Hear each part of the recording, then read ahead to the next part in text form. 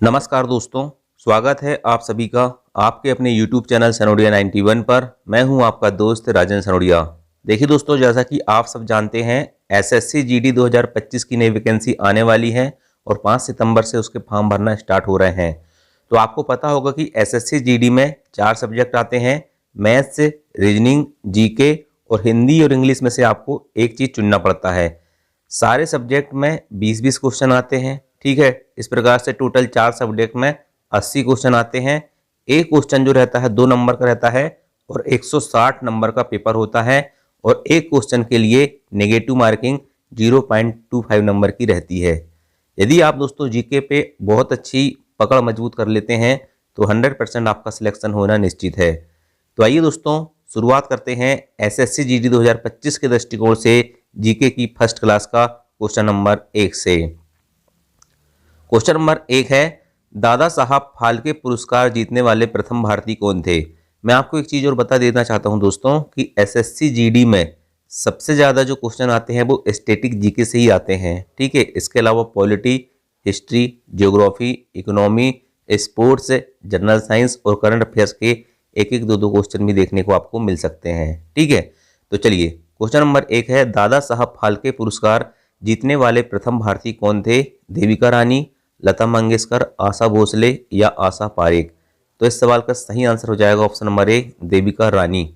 देविका रानी जो है दोस्तों, याद रखना, इन्हें सबसे पहले दादा साहब फाल्के पुरस्कार प्रदान किया गया था। ठीक है, अब देखिए दादा साहब फाल्के पुरस्कार से और कौन कौन से क्वेश्चन पूछे जाने की संभावना बनती है। देखिए मैंने आपको बता दिया कि सबसे पहले प्रथम विजेता थी कौन? देविका रानी।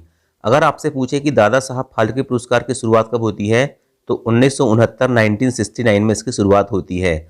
अच्छा, दादा साहब फाल्के पुरस्कार किस क्षेत्र में दिया जाता है? तो याद रखना, भारतीय सिनेमा या फिल्म के क्षेत्र में योगदान के लिए दिया जाता है दादा साहब फाल्के पुरस्कार।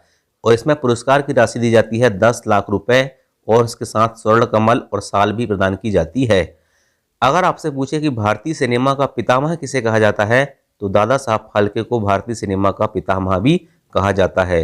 इतने पॉइंट कम से कम याद रखना, क्वेश्चन पूछे जाने की बहुत ज़्यादा संभावना यहाँ से बनती है। नेक्स्ट क्वेश्चन देखते हैं, क्वेश्चन नंबर 2। सीमा सुरक्षा बल बीएसएफ की स्थापना किस वर्ष हुई थी? सीमा सुरक्षा बल मतलब क्या होता है? बीएसएफ, बॉर्डर सिक्योरिटी फोर्स की स्थापना किस वर्ष हुई थी? ये क्वेश्चन पूछ रहा है।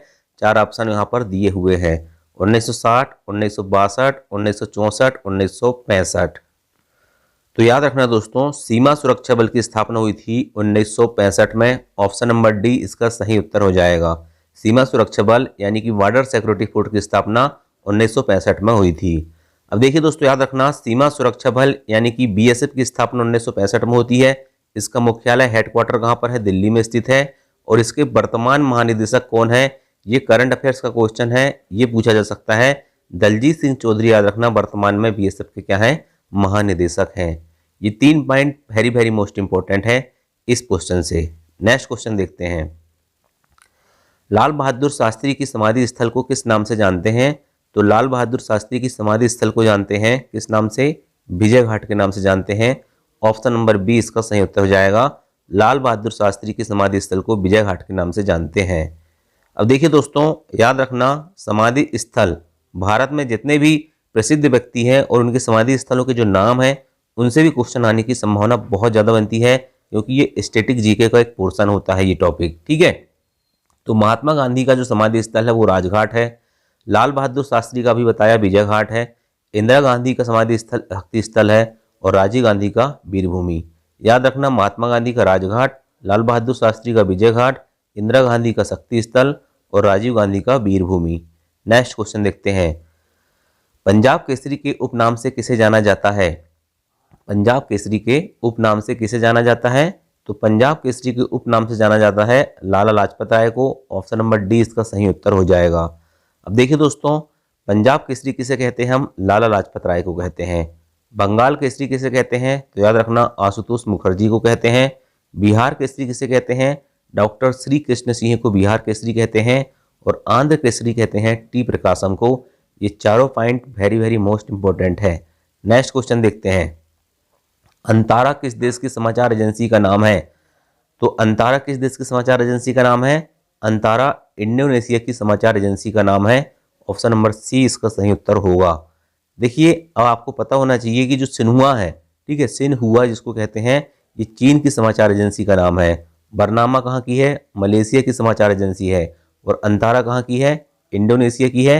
और राइटर्स याद रखना इंपॉर्टेंट है, ब्रिटेन की समाचार एजेंसी का नाम है। समाचार एजेंसी से भी क्वेश्चन एग्जाम में पूछे जाते हैं। नेक्स्ट क्वेश्चन देखते हैं। असम, मेघालय, त्रिपुरा, मिजोरम राज्य के जनजातीय क्षेत्र के प्रशासन के बारे में प्रावधान किस अनुसूची में है? ठीक है, तो याद रखना इसका सही उत्तर हो जाएगा ऑप्शन नंबर बी, अनुसूची 6। ठीक है, ये अनुसूचित लिख गया है, ये अनुसूची है। ठीक है, अनुसूची 6 में इसका वर्णन देखने को मिलता है, यह प्रावधान है। देखिए, नेक्स्ट बात करते हैं। भारत के मुख्य चुनाव आयुक्त का कार्यकाल कितना होता है? तो भारत के मुख्य चुनाव आयुक्त का कार्यकाल होता है 6 वर्ष या 65 वर्ष की उम्र जो पहले हो। ठीक है, या तो 6 वर्ष रहेगा उसका कार्यकाल, और अगर वो उसकी उम्र ज़्यादा है तो 65 वर्ष की उम्र हो जाती है, तो उसी समय उसको क्या कर दिया जाएगा? हटा दिया जाएगा। नेक्स्ट क्वेश्चन, वर्तमान में भारत के मुख्य चुनाव आयुक्त कौन है? तो वर्तमान में भारत के मुख्य चुनाव आयुक्त कौन है, बताइए। भारत में वर्तमान में मुख्य चुनाव आयुक्त कौन है? तो इसका सही उत्तर हो जाएगा दोस्तों, वर्तमान में भारत के मुख्य चुनाव आयुक्त हैं Rajiv Kumar. Option number C इसका सही उत्तर होगा। ठीक है, राजीव कुमार जो हैं वर्तमान में भारत के मुख्य चुनाव आयुक्त हैं। उनका कार्यकाल कितना रहता है? अभी बताया था 6 वर्ष या 65 वर्ष जो पहले हो जाए। नेक्स्ट क्वेश्चन देखते हैं, क्वेश्चन नंबर 9। नीति आयोग का पदेन अध्यक्ष कौन होता है? ठीक है, तो नीति आयोग का पदेन अध्यक्ष कौन होते हैं? भारत के प्रधानमंत्री होते हैं, जो कि वर्तमान में श्री नरेंद्र मोदी जी हैं। ठीक है, ये नीति आयोग के पदेन अध्यक्ष होते हैं। पदेन अध्यक्ष का मतलब होता है जो भारत का प्रधानमंत्री रहेगा वही नीति आयोग का अध्यक्ष बनेगा। नीति आयोग की स्थापना कब हुई थी? 1 जनवरी 2015 को हुई थी। नेक्स्ट क्वेश्चन देखते हैं। ऑरेंज बुक में किस देश की सरकार की रिपोर्ट प्रस्तुत की जाती है? तो ऑरेंज बुक में नीदरलैंड सरकार की रिपोर्ट प्रस्तुत की जाती है। यह किस देश का सरकारी दस्तावेज है? डिफरेंट टाइप से क्वेश्चन पूछा जाता है। तो नीदरलैंड सरकार का सरकारी दस्तावेज ऑरेंज बुक में प्रकाशित होता है। ठीक है, चलिए नेक्स्ट देखते हैं। येलो बुक में किसका होता है? फ्रांस सरकार के दस्तावेज। ब्लू बुक ब्रिटिश सरकार के दस्तावेज। व्हाइट पेपर भारत सरकार के दस्तावेज। और ग्रीन बुक जो है इटली और ईरान के दस्तावेज। ठीक है, ये 4 अभी इंपॉर्टेंट है, याद रखना। नेक्स्ट क्वेश्चन देखते हैं।